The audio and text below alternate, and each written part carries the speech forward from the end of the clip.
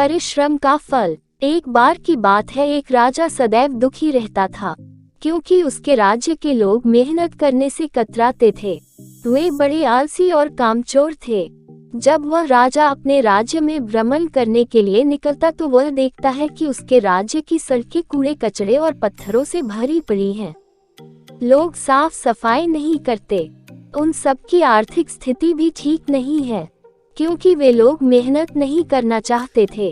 राजा उन लोगों को सुधारना चाहते थे। इसके लिए उसने एक उपाय सोचा। राजा एक दिन बहुत सवेरे वह अपने मंत्री के साथ राज्य की मुख्य सड़क पर पहुंचे।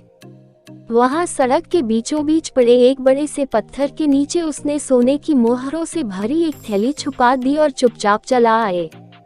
पूरे दिन उस रास्ते से बहुत से लोग गुजरे लेकिन किसी ने उस पत्थर को सड़क से हटाने की कोशिश नहीं की। सभी लोग उस पत्थर के बगल से निकल जाते। शाम हो गई लेकिन वह पत्थर वहीं का वहीं रहा। शाम के समय राजा भेष बदलकर अपने मंत्री के साथ फिर उस जगह पर पहुंचे। उस पत्थर को वहीं पड़े देखकर उसे बड़ा दुख हुआ।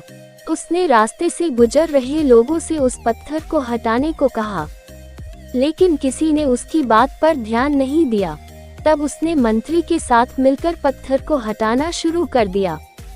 2 लोगों को पत्थर हटाते देखने के लिए लोग इकट्ठा हो गए क्योंकि उनके लिए यह अनोखी बात थी।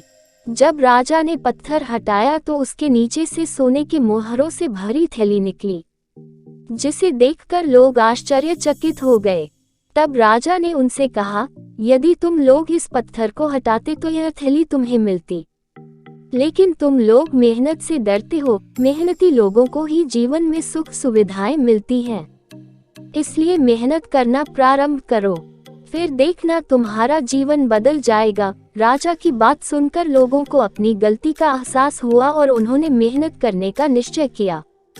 इस कहानी से हमें सीख ये मिलती है कि परिश्रम सफलता की कुंजी है, इसलिए हमें मेहनत से कभी घबराना नहीं चाहिए।